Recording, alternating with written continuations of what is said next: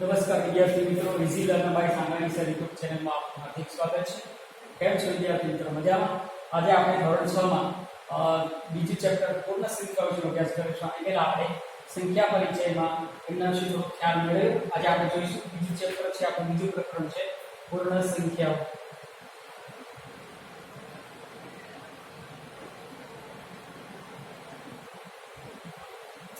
વિદ્યાર્થી મિત્રો, આપણને ખ્યાલ છે કે સૌથી પહેલા સાદી સમજૂતી મુજબ આપણે જોવા જઈએ ને તો આપણી પાસે અમુક સિલેક્ટેડ સંખ્યાઓ હતી. એટલે કે આપણે શરૂઆત 1 2 3 એવી સંખ્યાઓથી કરતા કે જેને આપણે પ્રાકૃતિક સંખ્યાઓ ગણિતની અંદર કહીએ છીએ. પરંતુ આવા જે શબ્દો હતા કંઈક ખૂટતી સંખ્યા એટલે બીજી સંખ્યાની અસ્તિત્વ ઊભું થયું. એટલે સૌથી પહેલી જો કોઈ સંખ્યા ગણિતમાં હોય તો એ આપણે ખબર છે કે 1 2 3 4 5 થી શરૂ કરીને અનંત સુધીની સંખ્યાઓ જે હતી એને આપણે ગણિતની ભાષામાં પ્રાકૃતિક સંખ્યાઓ જે કહીએ છીએ અથવા કુદરતી સંખ્યાઓ કહીએ છીએ અથવા અંગ્રેજીમાં કહેવું તો નેચરલ નંબર્સ આવો આપણે કહેતા હોઈએ છીએ.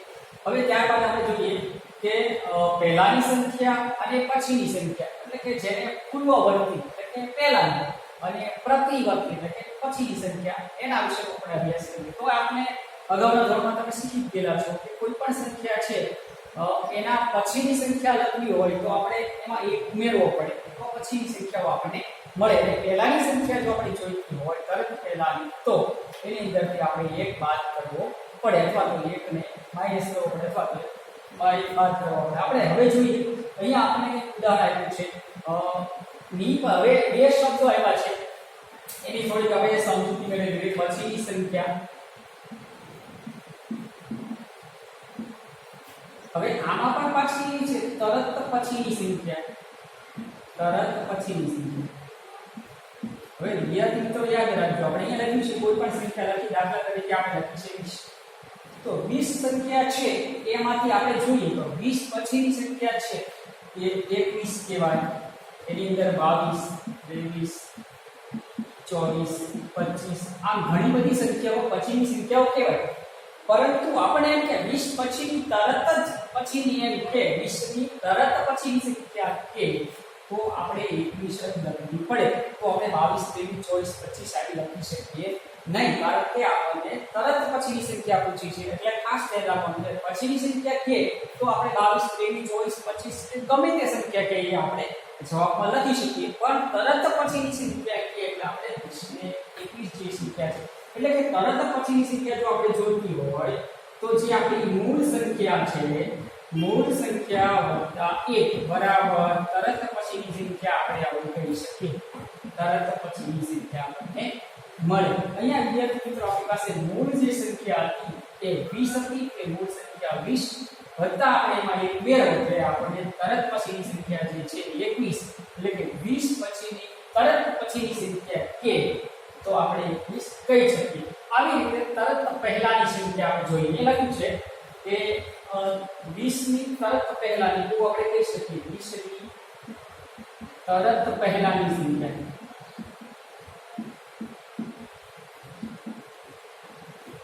પહેલાની સંખ્યા બરાબર છે. તો હવે આપણે પહેલાની કે એટલે શું કરવું પડશે તો કે મૂળ સંખ્યા. હવે અહીંયા આપણે એક ઉમેરતા હતા, અહીંયા બાદ કરવાની છે. પહેલાની લેવી છે કે -1 બરાબર તરત પહેલાની સંખ્યા એવું આપણે કહી શકીએ. તો આપણે 20 ની તરત પહેલાની લીધી મૂળ સંખ્યા 20 એમાંથી બાદ કરો એટલે આપણને 19 જે જવાબ મળે તરત પહેલાની સંખ્યા થઈ. એ સિવાય માની લો કે 17 18 પછી 15 16 આ બધી સંખ્યાઓ એની પહેલાની સંખ્યા કહેવાય. 20 ની પહેલાની સંખ્યા કહેવાય પણ તરત પહેલાની સંખ્યા પૂછે તો આપણે 19 કહેવાની છે. તો આમ કોઈ પણ સંખ્યાની તરત પછી અને તરત પહેલાની સંખ્યા વિશે આપણે ખ્યાલ આવ્યો એટલે કે પૂર્વવર્તી અને પ્રતિવર્તી બરાબર છે. તો હવે જોઈએ અહીંયા આપણે એક ઉદાહરણ આપ્યું છે કે અહીંયા 16 આપ્યો છે. કોઈ પણ સંખ્યા એક સંખ્યા 16 લો અને એની તરત જ પછીની લેવી હોય તો એમાં એક ઉમેરો એટલે 17 થાય અને 19 હોય તો 20 થાય બરાબર છે. એવી રીતે અહીંયા જ્યારે 17 ની તરત પહેલાની સંખ્યા જોઈતી હોય તો -1 કરો એટલે 16 થાય.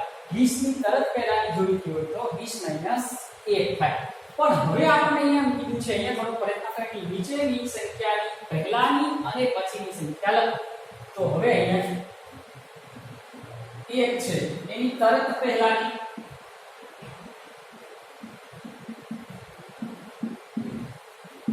પછી તરત પછીની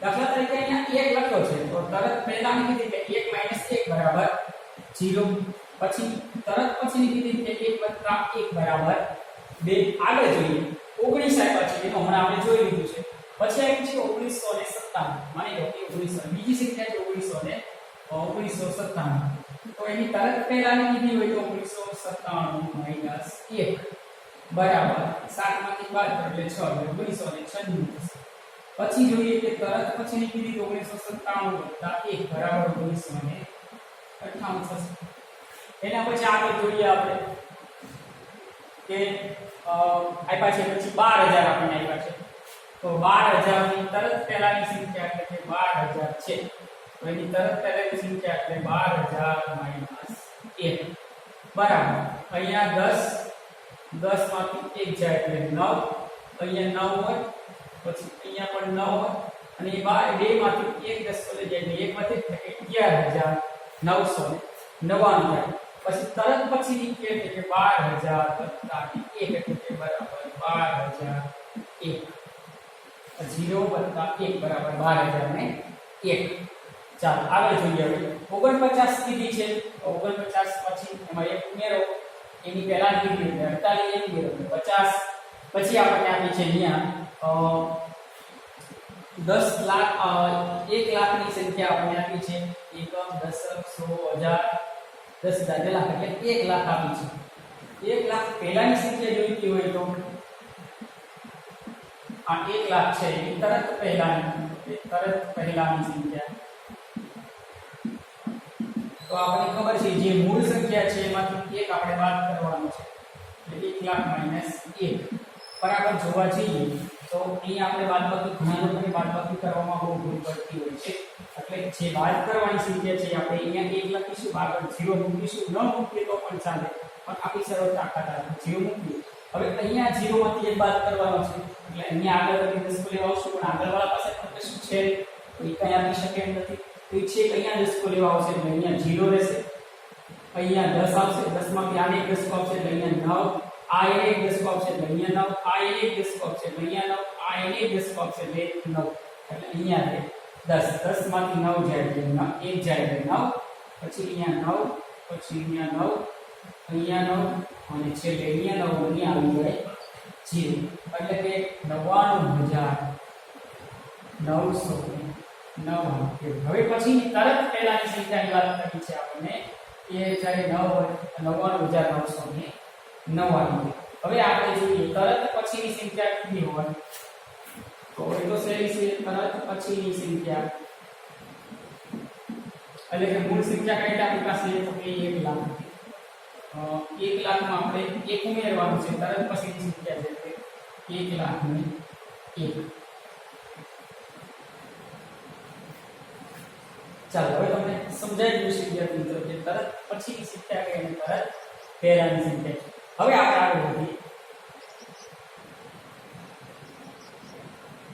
એના પછી છે કે મોટા ભાગે આપણે એવું જોવા જઈએ કે આમાં જે છે પૂર્ણ સંખ્યાની વાત કરી છે અહીંયા જે પહેલા જોઈએ કે હવે અહીંયા પ્રશ્ન એવો થયો કે આપણી પાસે અહીંયા પહેલી જે સંખ્યા આપણને આપી છે 1 હવે એક સંખ્યા છે તો શું સંખ્યા એક પાસે પહેલા આવતી સંખ્યા અને પછી તરત આવતી સંખ્યા એ બંને સંખ્યા છે તો પ્રશ્ન પ્રાકૃતિક સંખ્યામાં જોવા જઈએ તો ન હોઈ શકે પ્રાકૃતિક સંખ્યાની અંદર 1 થી શરૂ થાય છે ત્યારે આવી પરિસ્થિતિ ઊભી થઈ છે તો કે પ્રાકૃતિક સંખ્યા પહેલા પણ જો એક સંખ્યા હશે તો એ સંખ્યા એટલે પૂર્ણ સંખ્યા કે જેની અંદર 1 માંથી 1 બાદ કરતા આપણને જવાબ મળ્યો છે શૂન્ય જેને કીધો અને એ શૂન્યને સમાવી લીધો પ્રાકૃતિક સંખ્યાની અંદર એટલે બની ગઈ પૂર્ણ સંખ્યા આપણે કીધું કે આપણી શાળાના બાળકોની ગણતરી કરી શકીએ છીએ આપણે કોઈ ગામમાં રહેતી વ્યક્તિઓની સંખ્યાની પણ આપણે ગણતરી કરી શકીએ છીએ ભારતમાં રહેતા લોકોની સંખ્યા પણ કરી શકીએ છીએ પરંતુ અવકાશમાં રહેલા તારાઓની સંખ્યા ન કરી શકીએ આપણને ખબર છે તે જ રીતે આપણે આપણા માથાના વાળ પણ ગણી શકતા નથી તો પણ જો તે ગણી શકાય તેમ હોત તો ચોક્કસ કોઈ જ સંખ્યા હોય પછી આપણને એ સંખ્યામાં એક ઉમેરીને તેનાથી મોટી સંખ્યા મેળવી શક્યા હોય. આવી પરિસ્થિતિમાં આપણે બે વ્યક્તિઓના માતાના વાળને પણ ગણીને સરખામણી કરી શક્યા હોત. પણ હવે સ્વાભાવિક જ છે કે આ પરિસ્થિતિ બહુ જ અઘરી છે, કેમ કે કોઈના માતાના વાળ ગણવાઈ શક્ય નથી. જો પર્ટિક્યુલર સંખ્યા હોત તો એની પહેલાની પછી સંખ્યા આપણને મળે. હવે સ્પષ્ટ છે કે સૌથી મોટી પ્રાકૃતિક સંખ્યા કોઈ નથી. આપણને ખબર છે કે 1 થી શરૂ કરીને અનંત સુધીની સંખ્યાઓ છે, એમાંથી સૌથી મોટી સંખ્યા શોધવા જઈએ તો આપણે ન મળે, કારણ કે આપણે 1 લાખ તો પછી 1 લાખ પછી એક આવે છે, આપણે 1 લાખ 5 તો 1 લાખ 5 પછી 6 આવે. આવી રીતે સંખ્યાઓ કંઈ ખૂટતી નથી. એટલે ઉપરની માહિતીમાં જ્યારે આપણે પ્રાકૃતિક સંખ્યાનો ઉપયોગ કરીએ છીએ ત્યારે આપણે ઘણા પ્રશ્નો ઉદ્ભવે છે. તમને ઉદ્ભવતા આવા કેટલાક પ્રશ્નો વિચારવા જ જોઈએ અને તે તમારા મિત્ર સાથે કરી ચર્ચા કરવી જોઈએ. બની શકે કે તેમાંના ઘણા સવાલોના જવાબ આપણને સંતોષકારક ન પણ, એટલે પણ એમ કે તમે અંદર મિત્રો સાથે પ્રશ્નોની ચર્ચા કરતા હો તો બધા સાચો જવાબ ન પણ મળે એવું પણ બની શકે. આપણે જોઈ રહ્યા છીએ કે પ્રાકૃતિક સંખ્યા 1 છે અને એના પહેલાની પ્રાકૃતિક સંખ્યા, એટલે કે જો આપણે જોવા જઈએ 1 - 1 કરીએ તો 0 જવાબ મળે છે, પણ એ 0 એ પ્રાકૃતિક સંખ્યામાં નથી આવતું.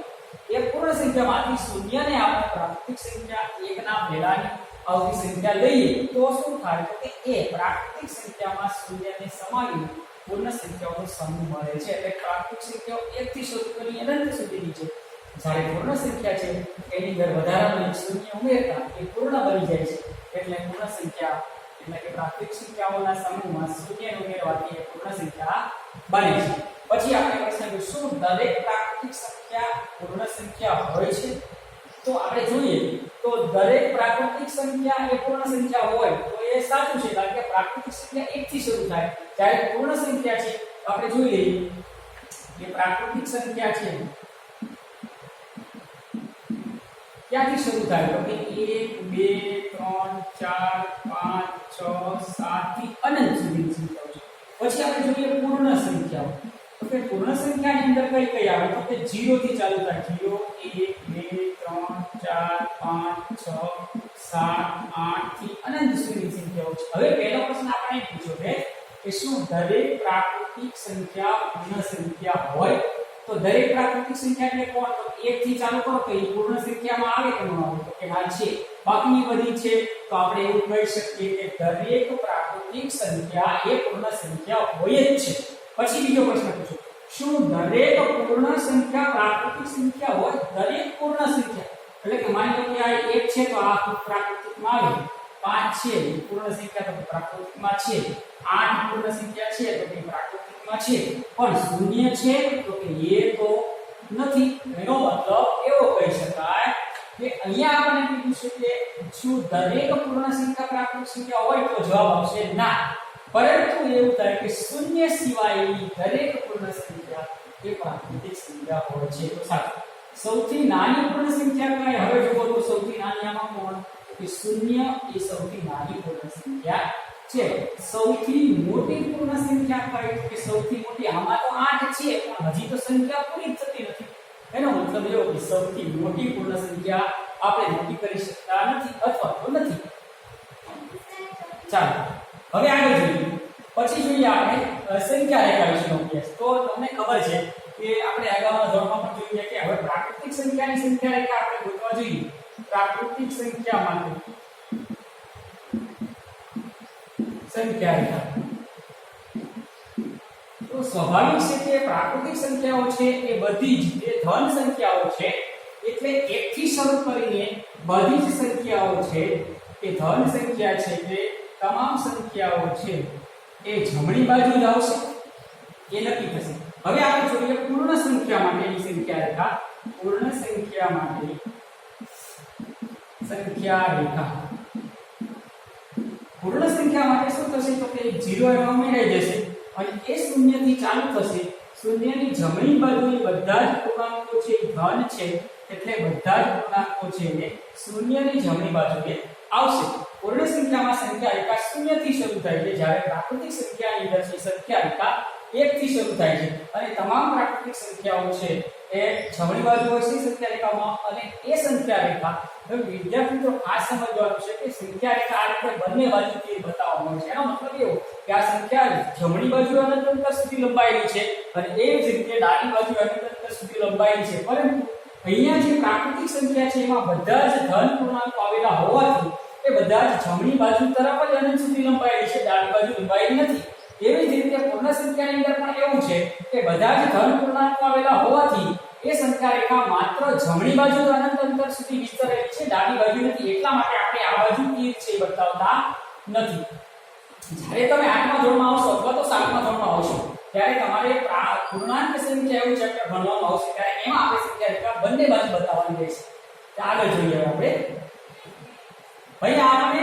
સંખ્યા રેખા છે પૂર્ણ સંખ્યા માટેની સંખ્યા રેખા બતાવી છે તો 0 1 2 3 4 5 6 અને 7 તો આ સંખ્યા રેખા છે અહીં જે છે એ જમણી બાજુ અનંત અંતર સુધી વિસ્તરેલી છે તો અહીંયા બીજું બિંદુ B અને 4 ની વચ્ચે કેટલું અંતર છે તો કે બિંદુ 2 અને 4 અને 2 ની વચ્ચે કેટલું અંતર છે તો કે માત્ર 3 નું એટલે કે 1 નું અંતર છે જેનું અંતર ચોક્કસપણે આપણે જોવા જોઈએ તો એક આ એકમ અને એક આ બે એકમ એટલે ટોટલ 2 એકમ થશે પરંતુ એની વચ્ચેની આવતી સંખ્યા પૂછે તો એ 3 આવશે તો પછી બિંદુ B અને 6 તથા 2 અને 7 ની વચ્ચેનું કેટલું અંતર છે તમે જણાવી શકો તો આપણે જોઈએ કે 2 અને 6 ની વચ્ચે જોઈએ તો કે 1 2 3 અને 4 જેટલું અંતર છે તો હવે વિદ્યાર્થી મિત્રો તમને ખબર પડે કે 2 અને 7 ની વચ્ચે કેટલું અંતર છે તો એ તમે નીચે કમેન્ટ બોક્સમાં લખી શકો છો હવે એના પછી જોઈએ કે જેમ જેમ આપણે જમણી બાજુ જઈએ છીએ એમ આપણને સંખ્યાઓ મોટી મળતી જાય છે અને ડાબી તરફ આવીએ છીએ એટલે આપણે સંખ્યાઓ નાની મળે છે દાખલા તરીકે આપણે જોઈએ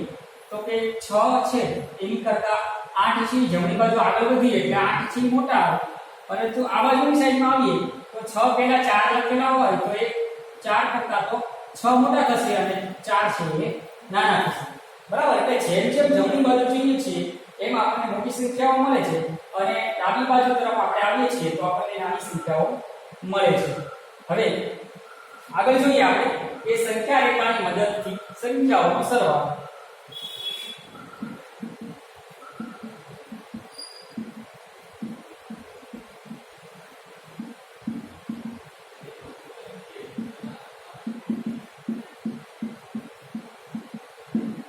मतलब કે સંખ્યા રેખાની મદદથી સરવાળો આપણે જોઈએ દાખલા તરીકે 2 + 3 આવો આપણે દાખલા આવતા હતા 2 અને 3 શું થાય છે કેટલા થાય છે આપણે ખબર છે પરંતુ સંખ્યા રેખાની મદદથી આપણે શીખવા હોય તો શું કરવું પડે તો કે આપણે પૂર્ણ સંખ્યામાં તો કે 0 1 2 3 4 5 6 આટલી સુધી આપણે સંખ્યા રેખા બતાવશું સૌથી પહેલા કઈ સંખ્યા છે તો કે 2 સંખ્યા છે તો આપણે 2 ઉપર ઊભું રહેવાનું છે કેટલા ઉમેરવાના છે ધન સંખ્યા ઉમેરવાની છે એટલે એટલા જ એકમ આપણે છે જમણી બાજુ જોવાનું છે એટલે કેટલા ઉમેરવાના તો કે 3 તો કે આ 1 2 અને 3 ક્યાં આવી ઉભા રહી જઈશું આપણે તો કે 5 જે સંખ્યા છે ક્યાં આવી ઉભા રહીશું એનો મતલબ એવો કે 2 + 3 બરાબર થશે 5 એટલે કે જેટલા એકમ ઉમેરવાના છે એટલા એકમ આપણે જમણી બાજુ તરફ જવાનું છે તો આ આપણે થઈ સંખ્યા રેખાની મદદથી સરવાળો પછી આપણે એક ઉદાહરણ જોઈએ દાખલા તરીકે લખ્યું છે આપણી પાસે કે 1 + 5 બરાબર કેટલા થાય તો આપણે જોવાનું છે સૌથી પહેલા સંખ્યા રેખા દોરીશું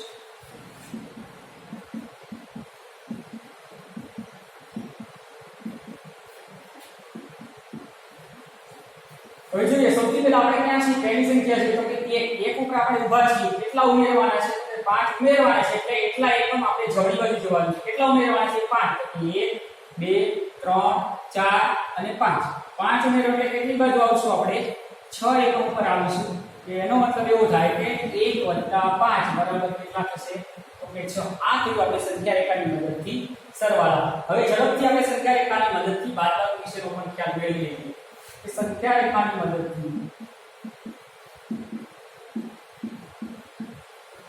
સંખ્યાની બાદબાકી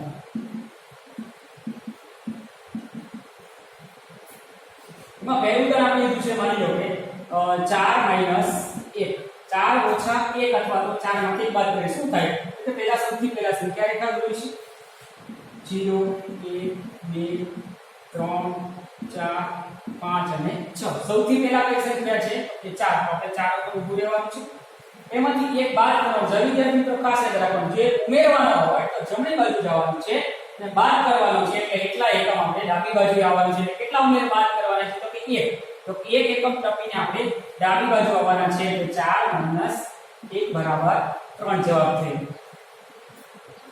હવે આગળ આપણે જોઈએ બીજું એક ઉદાહરણ લઈ લઈએ ઝડપથી. માની લો કે આપણી પાસે સંખ્યા છે કે 5 - 2. તો આપણે સંખ્યા રેખાની મદદથી આની બાદબાકી કરવાની છે. તો કે અહીંયા 0 1 2 3 4 5 અને 6. કઈ સંખ્યા છે તો કે 5. તો આપણે 5 ઉપર ઊભું રહેવાનું છે. સૌથી પહેલા બે સંખ્યા બાદબાકી કરવાની છે એટલે ડાબી બાજુ આવવાનું છે. અને કેટલા બાદ કરવાના છે તો કે 2 એકમ, તો કે 1 અને 2. એટલે કેટલા ઉપર આવીશું આપણે 3 ઉપર. એનો મતલબ એ કે 5 - 2 બરાબર 3. તો હવે તમને સમજાય કે વિદ્યાર્થી મિત્રો કે જો આપણે ધન સંખ્યા ઉમેરવાની હોય તો એટલા એકમ જમણી બાજુ જવાનું છે અને જો ઋણ સંખ્યા બાદ કરવાની છે ધન સંખ્યા એમાં બાદબાકી કરવાની છે એટલા એકમ છે આપણે સંખ્યા રેખા ઉપર ડાબી બાજુ ચાલવાનું છે. તો આ તમને સંખ્યા રેખાના સરવાળા અને બાદબાકી વિશેનો ખ્યાલ આવી ગયો છે. હવે આપણે આગળ જોઈએ. તમારે હોમવર્કની અંદર છે એ સ્વાધ્યાય 2.1 ના છે. હમણાં આપણે તરત પહેલાની સંખ્યાઓ જોઈ છે. તો એના વિશે તરત પછી આવતી 3 પ્રાકૃતિક સંખ્યાઓ લખવાની છે. આપણે એક જોતા હતા, એના પછી બીજી, એના પછી ત્રીજી, પછી આના પછીની પણ આ તરત આવતી, પહેલા તરત આવતી અહીંયા પછી છે. પછી સૌથી નાની પૂર્ણ સંખ્યા કઈ છે? 32 અને 53 ની વચ્ચે આવતી પૂર્ણ સંખ્યાઓ કેટલી છે તે જણાવો. અને પછી છે આપેલી સંખ્યાના તરત પહેલાની આવતી સંખ્યા જે છે આ 5 જે તમને સંખ્યા આપી છે એની તરત સંખ્યાની પછી તરત આવતી અને આ 5 છે એની તરત પહેલાની. એટલે કે હોમવર્કની અંદર તમારે સ્વાધ્યાય 2.1 ના દાખલા 1 2 3 4 5 અને 6 સુધી છે તમારે હોમવર્કમાં લખવાનું છે. જો વિદ્યાર્થી મિત્રો તમને મારો વિડિયો ગમે તો લાઈક કરજો અને વિદ્યાર્થી મિત્રો શેર કરજો. બોલો પ્રભુ.